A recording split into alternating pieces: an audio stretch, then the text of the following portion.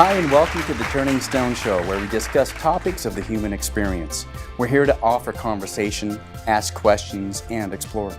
I'm David Marsh, and here with me, as always, is Jesse Farrell and Justin Mamon. Our topic today is the green movement, cannabis consciousness, and hemp solutions.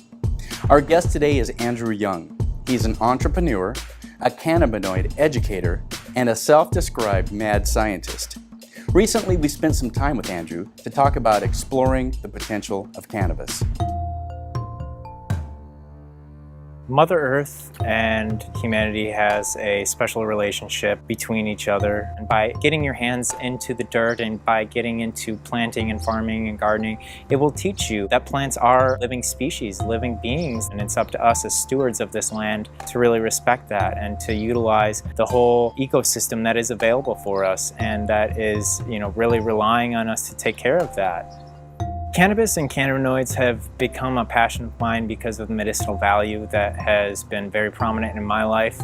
By utilizing the cannabinoids in certain topicals and certain ingestibles and the medicinal value really brings people to nature and to show them that a lot of different natural remedies are available for people when used in the proper way. A healthy lifestyle really incorporates everything that Mother Earth can provide, and cannabinoids are very beneficial. It's something new that's been rediscovered. We've been abusing this and neglecting these certain forms for our cannabinoid receptors for generations, and now it's time for humanity to really incorporate this back into our diet and to our routine as a daily supplement. Everything that we need is here on this planet. All we need to do is utilize it in the right way and respect it. And there's no better gift and there's no better teacher than Mother Earth. Getting your hands back into the dirt will connect you more to yourself and realize that we are not alone and that we are all here together.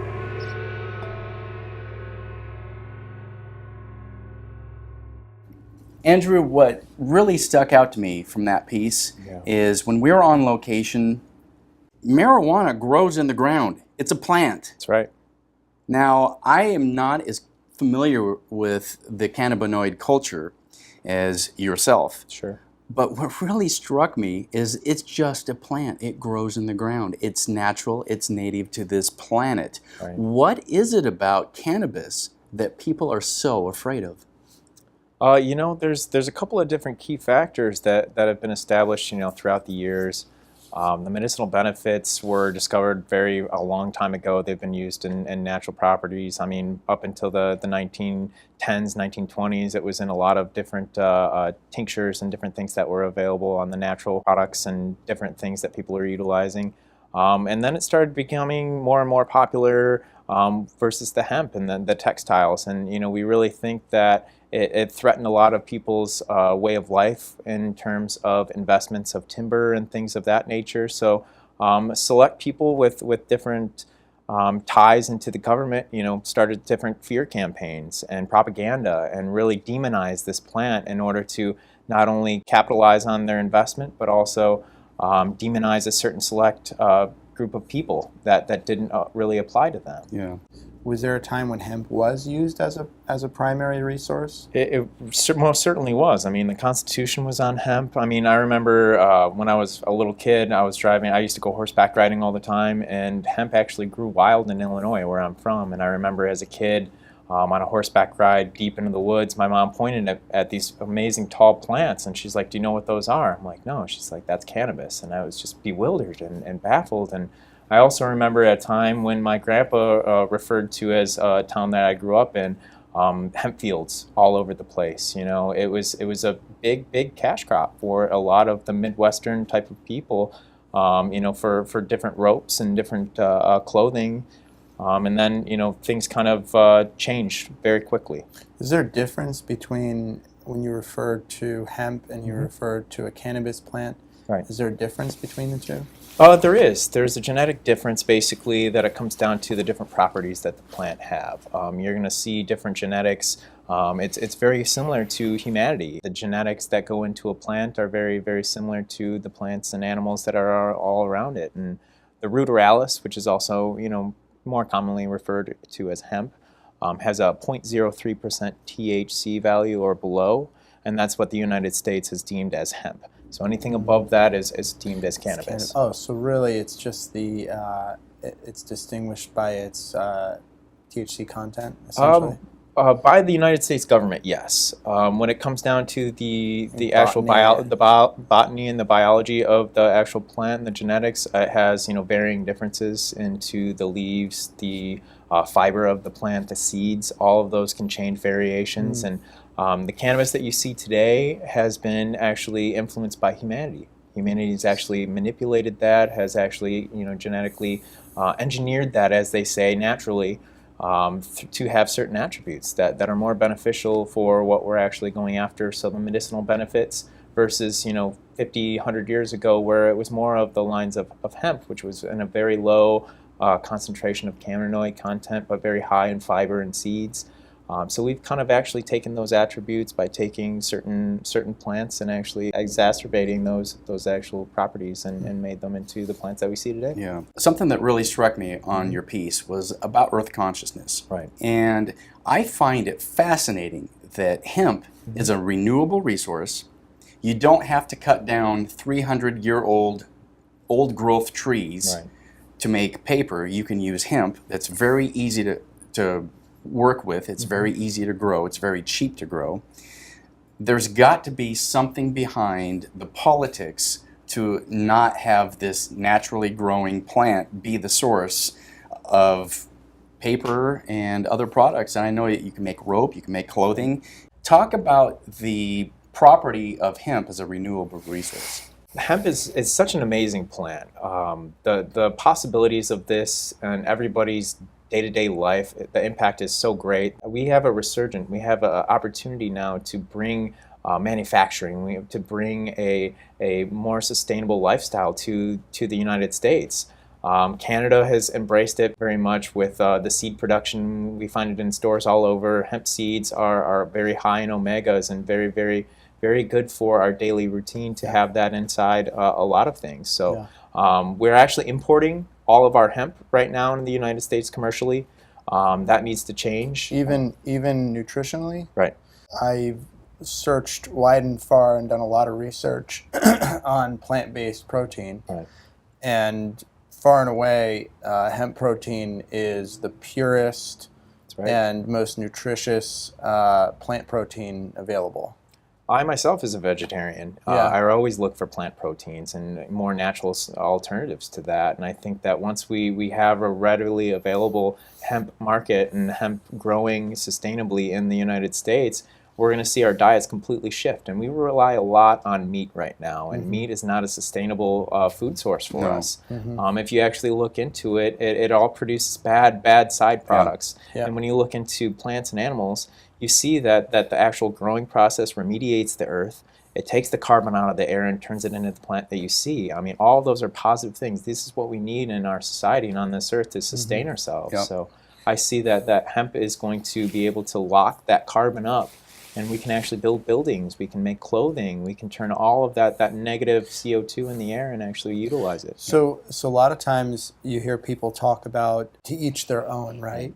But do you see this as a moral issue? Like as a moral issue for society to acknowledge that we are neglecting to utilize what's available to us and as a resource that could help us in that way? Like it's not just it's not about whether you're going to smoke or not. It's not about whether you're going to use it for medicinal purposes or not. That's a different subject, although it's still part of it. Is this like a moral issue, like where we're totally neglecting a potential solution to, major issues that we face environmentally, economically, and so forth? Most definitely. It is definitely a moral issue, and it's more about consciousness. It's being aware of what we're doing to this planet and doing to ourselves. And I think that once we really take a look at ourselves and we look at exactly how we impact our surroundings and our planet, we will look to more sustainable resources and more sustainable ways of living. And I think that once we become more conscious and aware of these plants and animals around us, and we start realizing that they are living beings and we're all one on this planet, we're all living together. We take that into account, we're going to really change everything around us. And that definitely is the moral of the story, I think it is. And we're coming to a huge point in all of our lives here to make that decision for ourselves. Can you educate myself and the audience on the difference between the terms of cannabis versus cannabinoid use? Definitely. There's been a lot of discussion here over the years on between cannabinoids, cannabis, pot, marijuana. And, there's a big campaign back in the early 20s and 30s to go against this plant. So they came up with something called marijuana. And it was kind of more a derogatory term that was related to the Hispanic culture. And so they actually wanted to demonize this. So they came up with marijuana.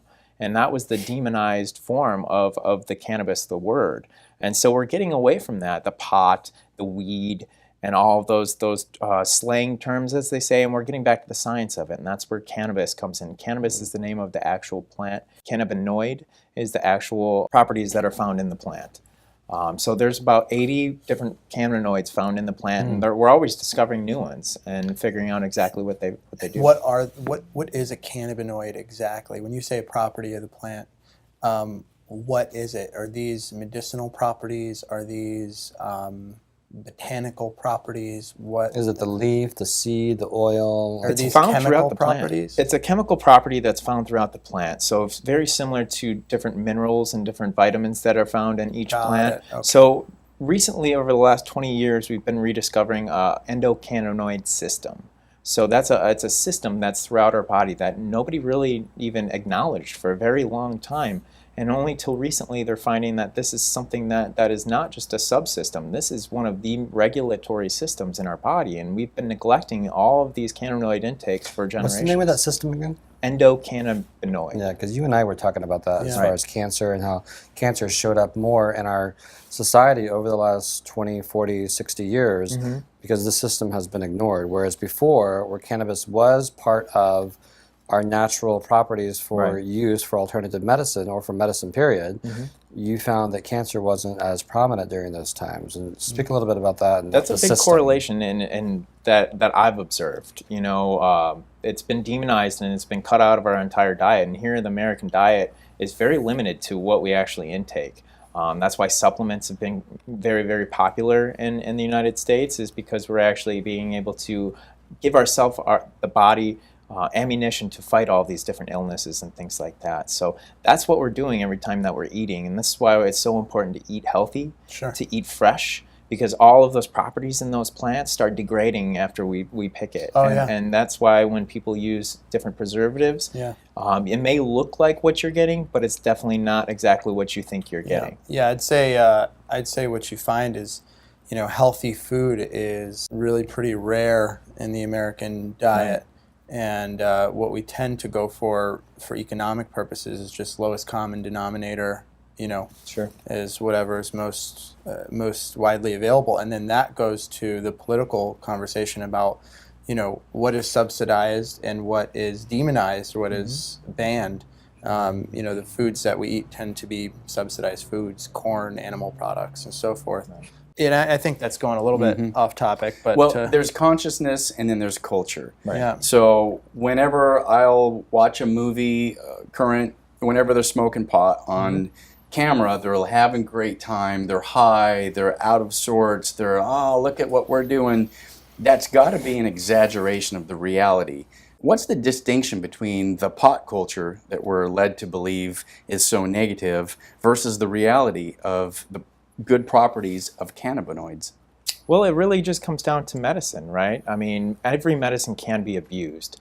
Right now, cannabis isn't really looked on the majority as medicine. So right now, the whole distinction between medicine and recreation is being blurred right now. Yeah. I'm all about the medicinal properties, and I don't like to get that muddled with the recreational aspect of that. I'm not so concerned about the recreational aspect. Yes, I have done it recreationally, but honestly, recreation is medicine.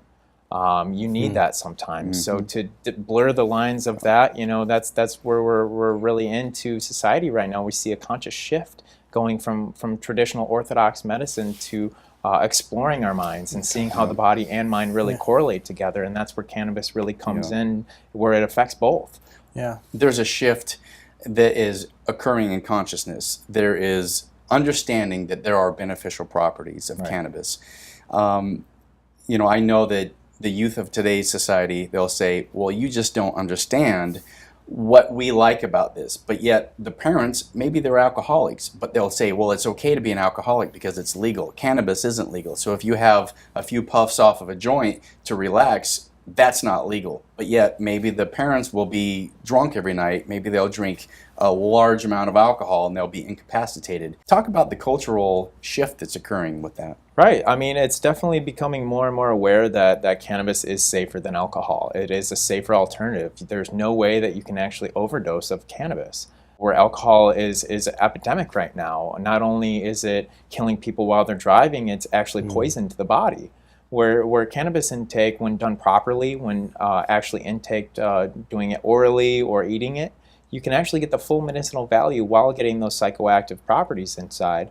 While smoking, you still get the psychoactiveness, but the medicinal values are very, very lowered. Where consuming alcohol on a regular basis doesn't really have any medicinal value at all. Yeah. It's been ravaging our society. There's a reason why they kept it legal, because it's a low energy type of recreational use. Yeah, that brings. So I mean, I was a pot user for a decade. I'm 33 now. Up until I was 29, from like 19 to like 29, I smoked pot religiously. Right. And so I have a couple questions around that. As far as the psychoactive properties, distinguishing between medicinal use and recreational use. What I found for myself was that whether you talk about alcohol or pot, any other substance that's going to produce a change in your consciousness, I felt like it came down to, okay, well, we live in a pretty high stress society, and most people experience a high degree of stress. The pace of life is really fast in today's world, and when we want to come down from it, we just want to feel some relief.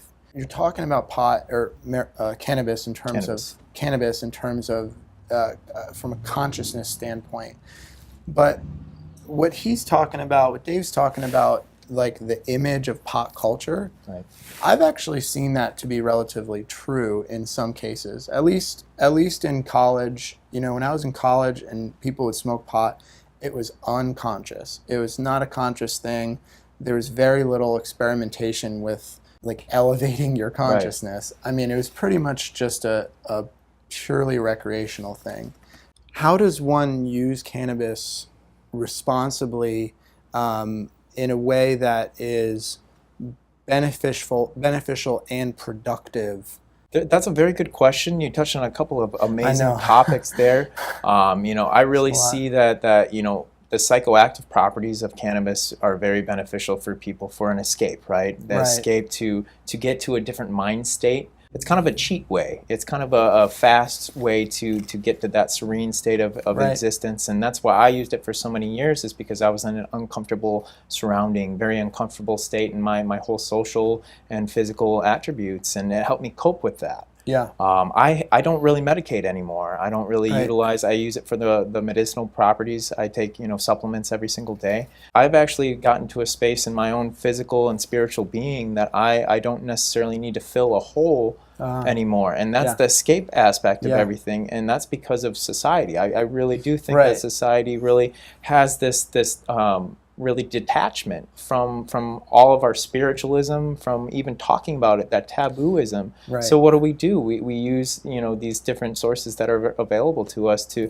get that same feeling that we can get from being connected to source, being connected to each other. That is so important, that's so important, because I feel like it doesn't. When we're talking about it on that level, I don't think it matters whether we're talking about alcohol or cannabis. It's people are using it on that level as a reason to escape discomfort or to relieve stress.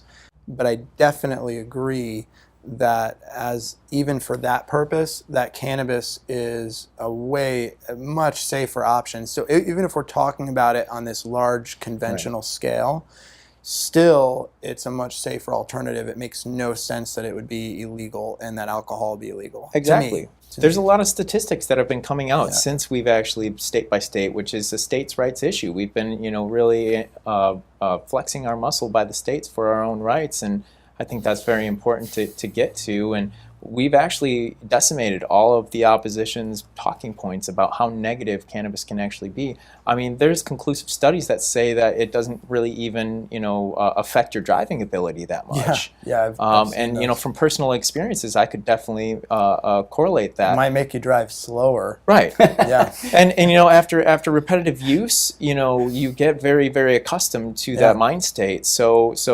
sometimes that for some certain people, and it's different from everybody. Yeah. Everybody reacts to this plant and just reacts like to anything, everything completely differently. So And so where does that come into play, though, with all the scientific research and the questioning about making the plant legal? Because it does affect everybody differently, whereas alcohol is it is still different. It affects people differently, yet it's pretty, you kind of know, how it's going to make you feel. No, I would have to challenge. I feel like I have to challenge you on that, because I feel like with alcohol, depending on a person's tolerance for alcohol, you could get alcohol poisoning. Right. You could die from overdose of alcohol if you don't have a tolerance, or if you're allergic to it or whatever. And then the effects range really wide with alcohol. So the effects range from having a really relaxed buzz to way on the other end of the scale, on the toilet throwing up, right? But with I have to not use that word. But with cannabis, the range of effects I don't think are as wide, and definitely at each end of the spectrum, they're not as detrimental. You're not going to overdose. You're not going to have you're not going to have cannabis poisoning. None of that's going to happen. Can you say a little bit about that, Andrew? Yeah, it's a very good point. With the potency of alcohol out there, you can get, severely drunk within a very short amount of time. There are, something like concentrates on the market for cannabis nowadays. Those are restricted for more heavy users that, need that higher cannabinoid, THC, psychoactive intake. But it all comes down to abuse. It all comes down to our society really, recognizing this rampant abuse. And it's correlated directly to our prescription medication that's being prescribed right now. You see that people are getting addicted and then turning to heroin because of the same type of opiate addictions. And it really just comes down to the morality of the situation is, can we as a society respect the medicine as it is? And I'm a big advocate of microdosing, as they say, which means that if you feel the effect, you're taking too much, and you do that on a regular basis.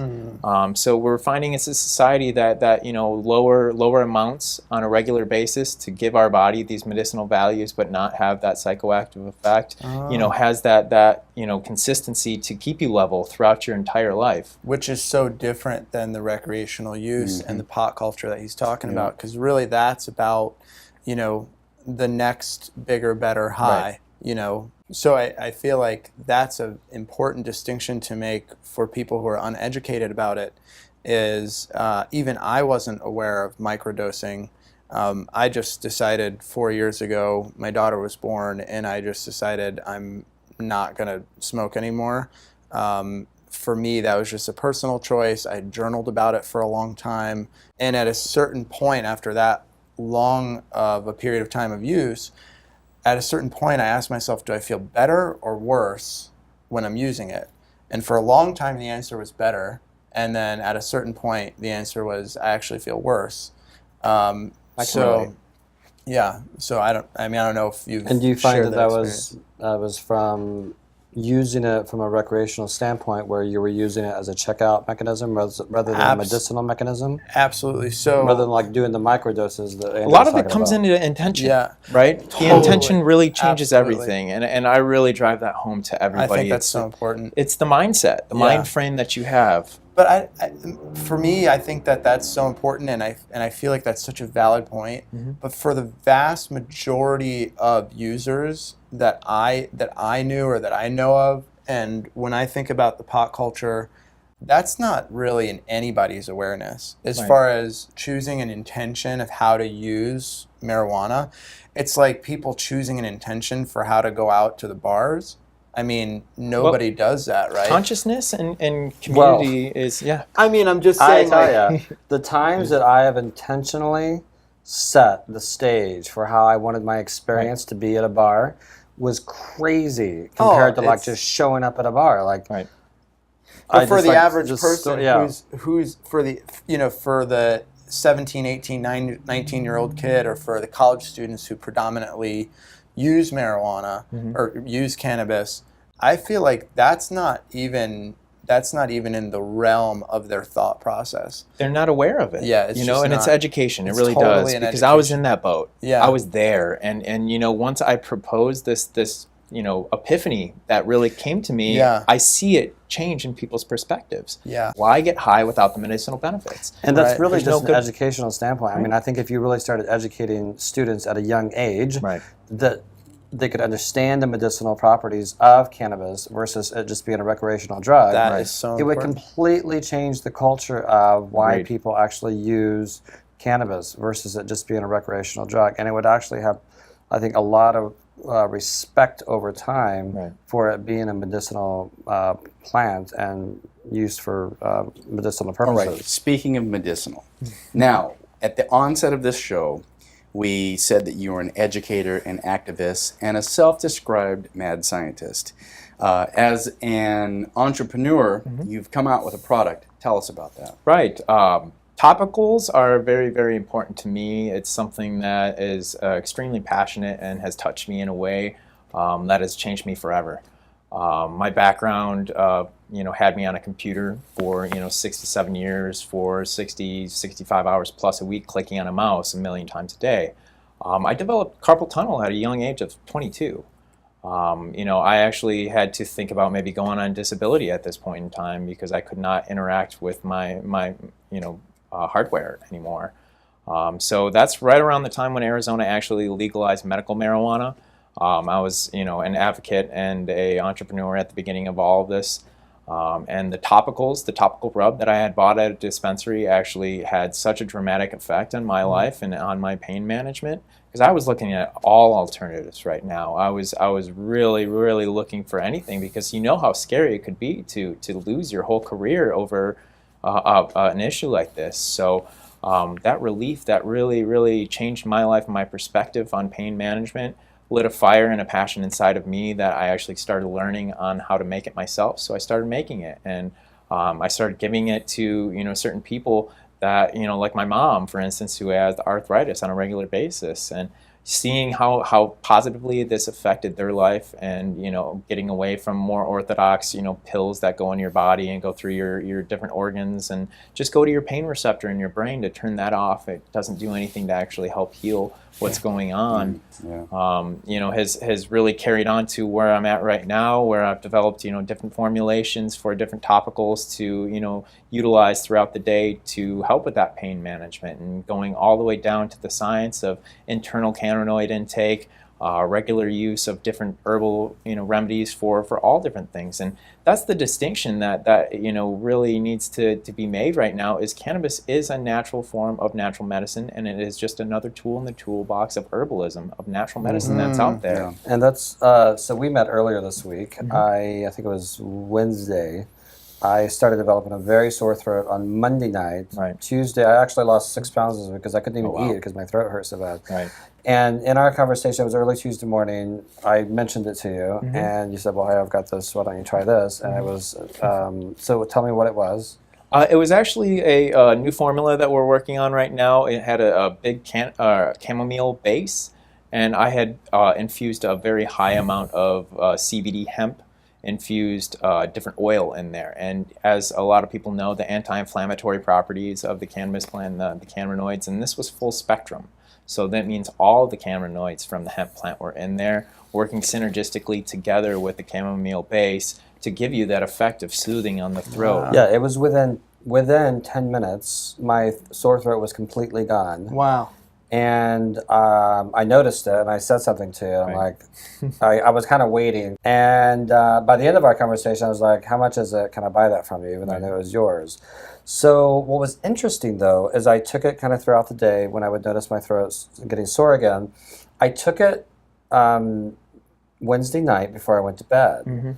And I have a lot of trouble sleeping. I'm usually like, up until about 2 years ago, I would be up 7 or 8 times a night, like waking up. And I've slowly narrowed that down through distinguishing some of my sleep patterns and why I have sleep patterns and diet and nutrition and things like that. And I still will at least wake up 1 or 2 times a night.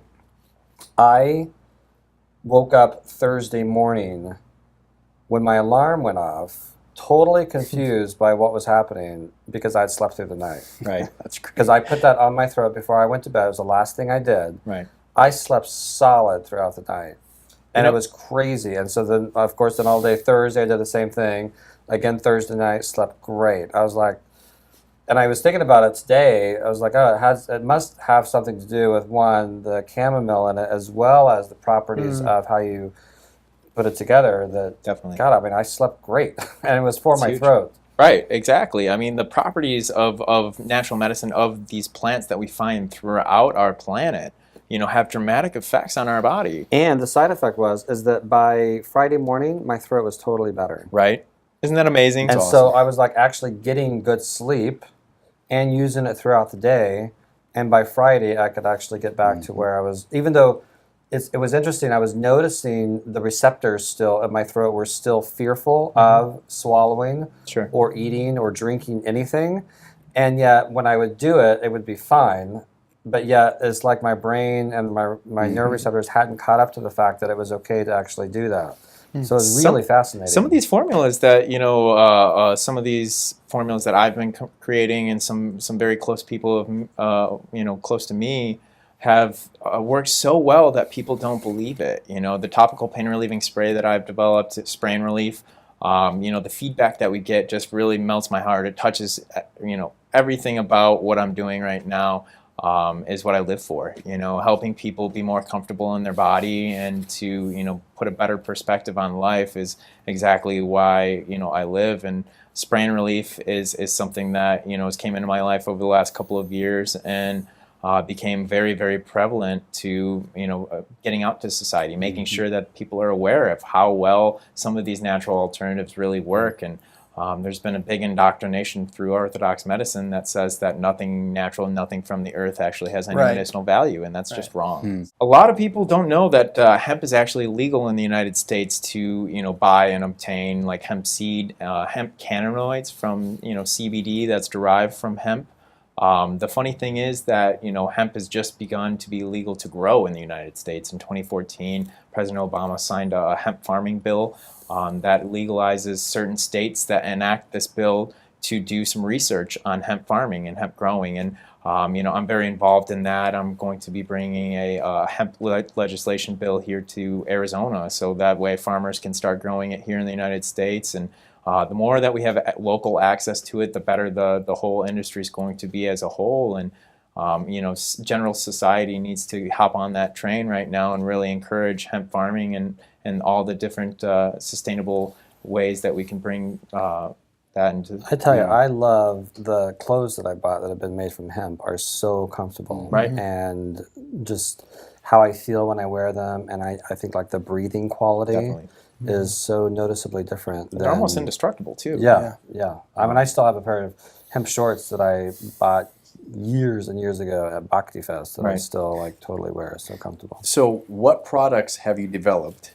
How can people get a hold of them? What's your website? And are they right legal? here? You can visit us at sprayandrelief.com. We've got a lot of information on there that dives into all the different natural ingredients that are involved in that. Kind of goes into the legality of hemp versus cannabis and what's legal and what's not and where to buy it.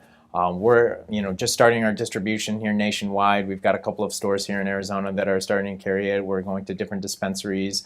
We're going to different doctors' offices. And Spray and Relief has a couple of different variations. And it was kind of a project of mine to show people the medicinal value that hemp and cannabis can actually have for people. So we have an all-natural that doesn't have any cannabinoids in it, but it does have all the full plant extracts of the original base recipe that I've actually taken and actually infused the cannabinoids into. So we've actually taken hemp and the CBD of hemp and actually infused into our medicinal CBD product. That way we can show people the difference between, having no cannabinoids versus having cannabinoids, and it's noticeable. Interesting. When someone is smoking cannabis, they get, a plant like a bud of cannabis. Are they also receiving that full spectrum? And is that just only available through a specific kind of extraction process that you do? Yeah, it is. It's kind of funny when you actually smoke the cannabis plant. You only get select cannabinoids into your body, and you don't get them in ideally. So the bud of the plant is actually a fruit of the plant. Right. And it's actually really meant to be a food option for us. We're supposed to be ingesting it, and the plant by itself, without making an adjustment to the actual properties of it, it's non-psychoactive. So THCA, which is the acid form, the natural form, just comes right off the plant. That's why you eat a bud and you won't actually feel the psychoactiveness. Oh. That's why people actually smoke it, because when you heat the plant, it turns the THCA into THC, which is the acid form. Wow. So there's a way to actually induce the THC into our body and not get the psychoactiveness. So what exactly, can you elaborate, what exactly are the medicinal benefits? Because that term is thrown around, and I think, at least in my mind, I always understood that to mean that the medicinal benefit is that it promotes relaxation, or that it can Only help cancer patients that use it, cancer or if you're patients or depressed or what have you. glaucoma, or But what are the real wide-ranging medicinal benefits that you're referring to? Well, the cannabis plant has 400 compounds that are found in it, and 80 of those are strictly found in the cannabis plant, called cannabinoids. Okay. So when you actually get an extraction process that extracts the full plant extract, that's called full spectrum. So you're getting all of those 400 compounds in a concentrated form at a higher dosage than you would be in a regular plant. And that's something that's been very popularized, and for seizures and people that are looking for those anti-cancer fighting properties. It's called RSO. It's Rick Simpson oil, named after the man who actually made it more prevalent in the United States. It's something that is a simple alcohol extraction that you can utilize, and you can actually even do at your own home. You actually take a very small little dose on a regular basis, and we've seen study after study after study, case after case after case, that young kids that have been having 40 seizures a day, that they take a small little bit of this, and the cannabis, the THC, is psychoactive, but only at a higher dosage. So we've been actually creating different strains that have different variations of cannabinoids, and that's the fun stuff that we've been doing right now, is really observing the endocannabinoid system in our body and going to the cannabinoids in the plant and correlating those together, the receptors, and see the reaction. And wow, so I feel like that's such an important educational piece for people to understand, that when you say like using cannabis as a supplement, right. I think, at least in my mind, but I would imagine in the vast majority of people, they're still thinking getting high. Right. And that's the big a distinction. Huge distinction, is that there's a real medicinal, and I would say, would you say nutritional? Huge. Real medicinal, nutritional benefit to this plant that has nothing to do with getting high. We've seen, a lot of effects. My mom's been one of my big advocates. She's been in, AA for 5.5 years. So getting her to actually, try cannabis was a couple of year ordeal. And it really started with the topicals and the science behind it, because when you smoke and do, a concentrate, you don't know how many milligrams you're intaking. So I really focalize on non-smokables, capsules, tinctures, different things like that, where we can measure how many milligrams, just like any other supplement, how much you're going to be intaking on a daily. And so that makes people that are more sensitive to these cannabinoids feel a lot more comfortable that they won't having too much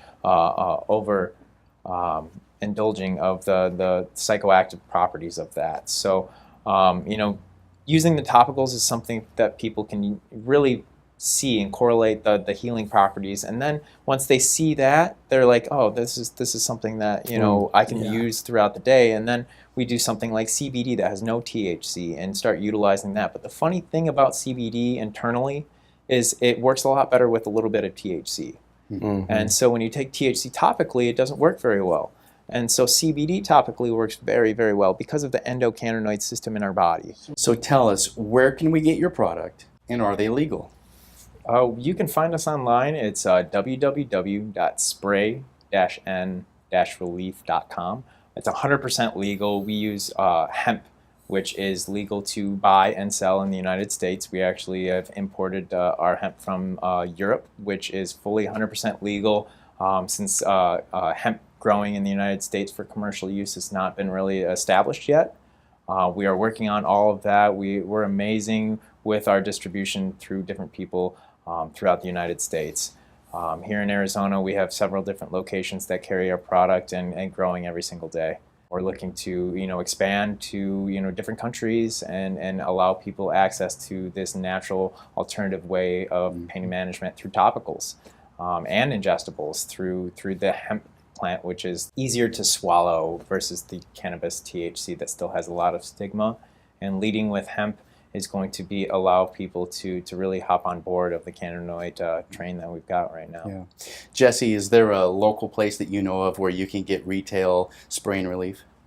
You can actually buy it right here at Jesse James Juice Bar and Float Spa. And we've talked a lot about just the medicinal purposes for not only floating and the experience of floating and deepening the experience of floating, and a lot of people do that throughout the country, and also just juicing. Like we've talked a little bit about hemp and hemp juice and the medicinal properties of actually including that in already a plant-based cold-pressed juice, how much that magnifies the nutritional properties inside of that. It's pretty amazing. That's right. I'm excited to be actually be bringing that on over the next few weeks. We've talked a lot about that. That's right. That's cool. Well, thank you. Awesome. Andrew, we appreciate you being here. If there was one thing you wanted people to know about cannabis to educate them, what would that be?